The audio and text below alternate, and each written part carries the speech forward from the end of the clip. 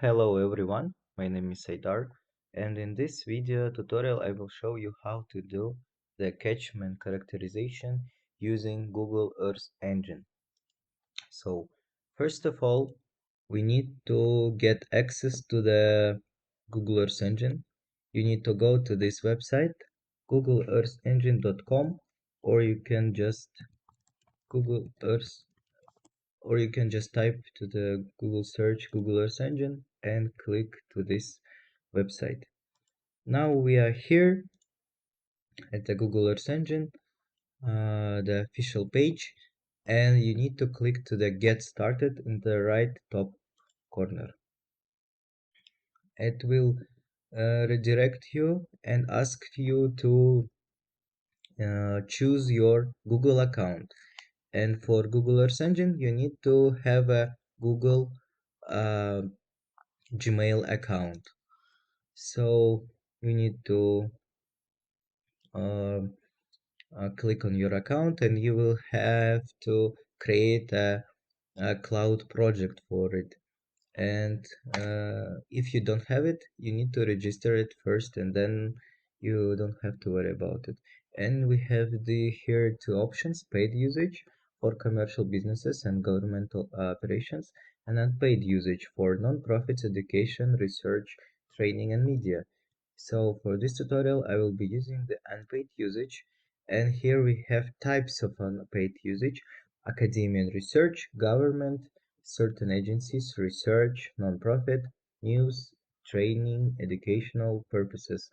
And if none of these categories does not apply, you choose this no affiliation. For this example, I will choose the academia and research. So I click next. I create a new project since I don't have it. We don't have any organization. And project ID, we need to choose a unique ID, and this cannot be changed later. I'm fine with this name, but you can change it to anything you want. So and the project name is optional. You can write it for let's write catchment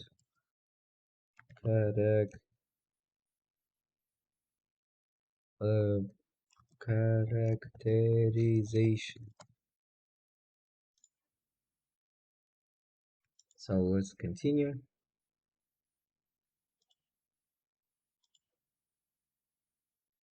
And it will ask you to accept the cloud terms of service before a cloud project can be created. So let's click here and check box on the terms of service, agree and continue. Now we can go and continue to summary. After a few minutes, it will ask you to confirm your cloud project information, and you need to confirm it.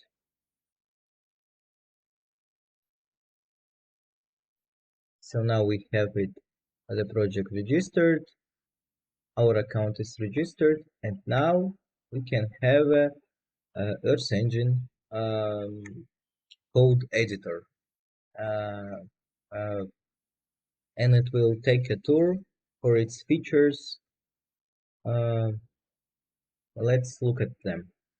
So first, the left panel, which has scripts, docs, and assets. And in the scripts here, we have all the scripts that you will save in your account. And the panel with the scripts where you essentially write the program or the code for your needs. The get link, if you want to share your code, you click on the get link. If you want to save your code, you click save. If you want to run this code, here is the button, and here's the reset and apps and options. And here is the panel with the inspector console and tasks. Use the inspector to examine coordinates pixels values on the map, and the console. Here you will have the output from your code that is has functions like print, polls, and charts.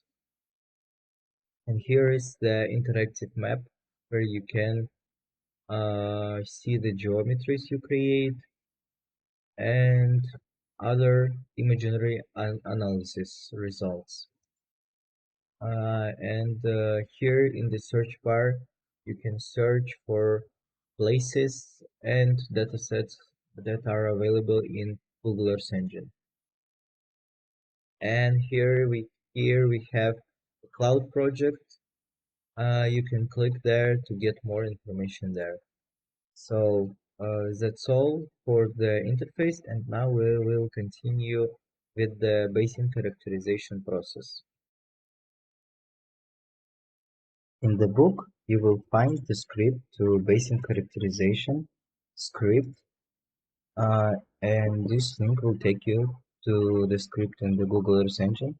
And this script you need to copy and paste to your new script, and here you can edit the script as you need.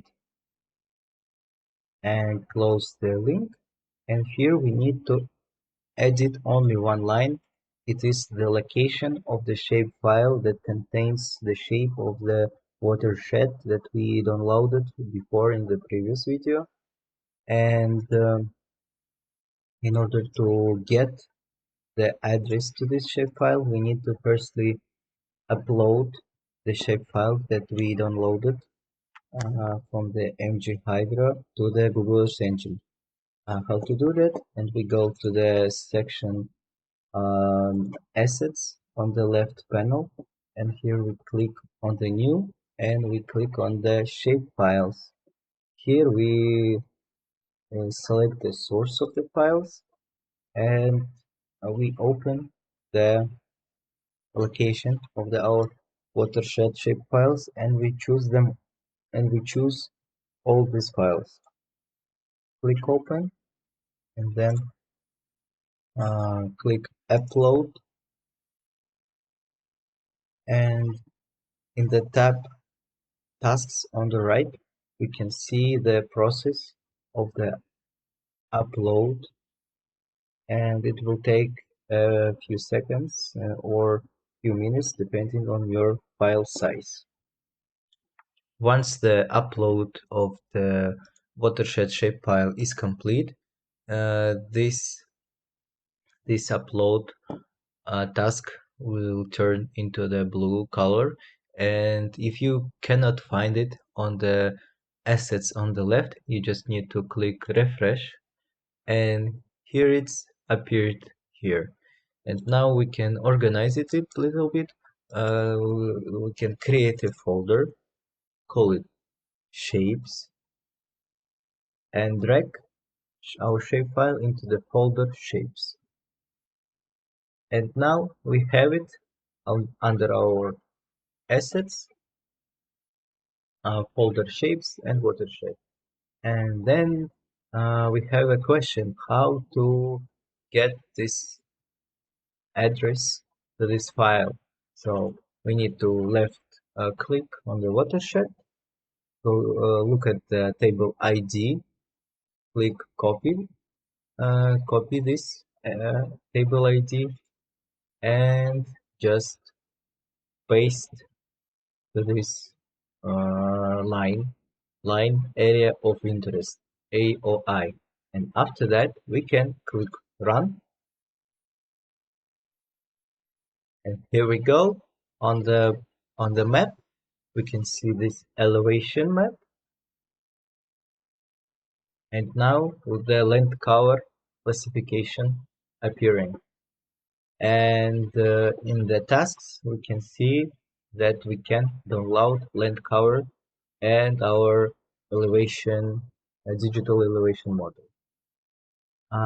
After we click run to this tasks, it will start download to our Google Drive.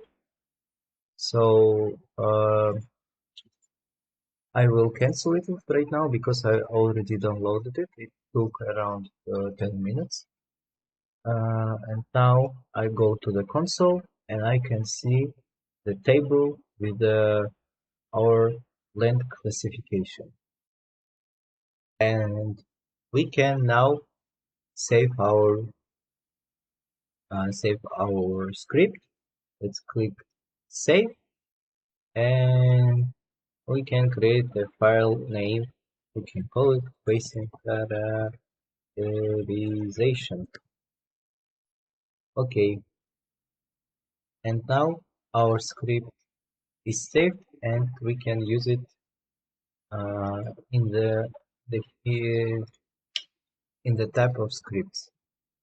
So we just go to here and here our scripts appear. And now, what if we want to upload it to the QGIS? So open QGIS. I already uploaded these layers and I will show you again how to do that. So we can go to the downloads where we well, first we uploaded this DEM and Land cover layers to the Google Drive, and then from the Google Drive we uploaded it on our computer. And after that we can open QGIS and open the downloads folder and just drag and drop our layers to the QGIS. And here we can do our um, visualization from this ugly gray to a much beautiful one. So how to do that? So first of all, we click on the transparency and look at the additional data values.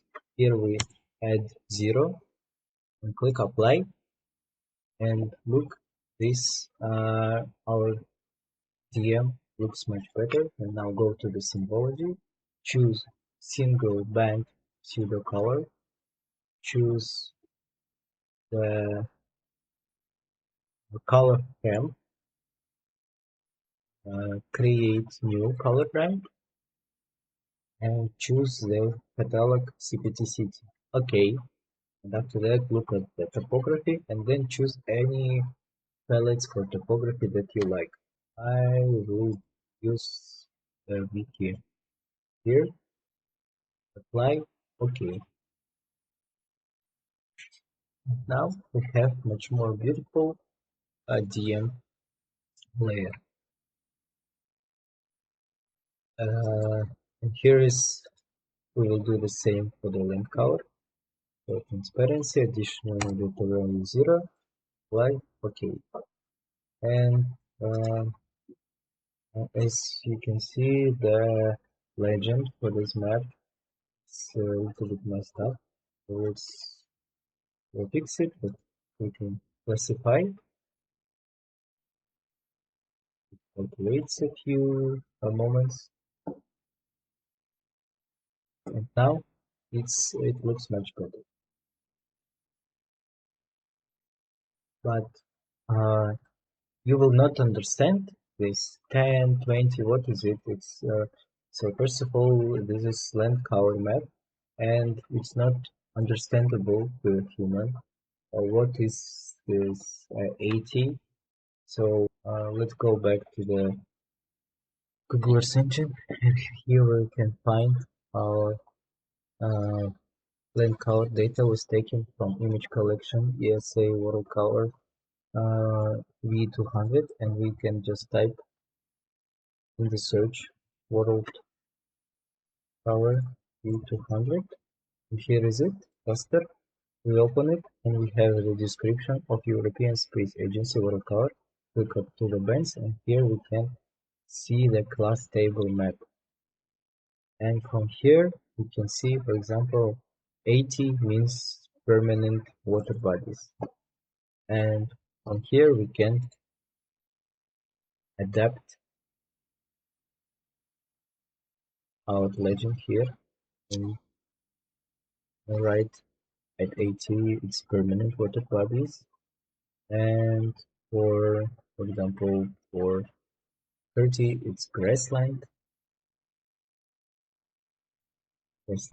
apply, okay. And here we can have our legend here. Yellow is a grassland, blue is a permanent water body, and from this we can now better understand um, the land cover classification of our Zarafshan River basin. And here we can see that the blue one is the river, and all of this yellow is the grassland. And uh, the statistics for this for these classes for this land cover is calculated in the console tab in the Google Engine script. And here you can see the area in hectares and the percentage of all all this the whole basin. So from this we can see that grasslands are 52% of all the basin. Now for basin characterization, we need to find minimum, maximum, and mean values from digital elevation model. So we already have our digital elevation model here. All we need to do is to click on the toolbox in the Google Search engine and right here in the search raster layer statistics. Here it is. Double click it here and just choose the DM file that you need and click run. It will have the results in the HTML file. Open this HTML file, and here you have the minimum height, minimum elevation, maximum elevation, range, sum of these all values, and average elevation in our basin. So thank you all for watching this video on how to do basin characterization. Goodbye.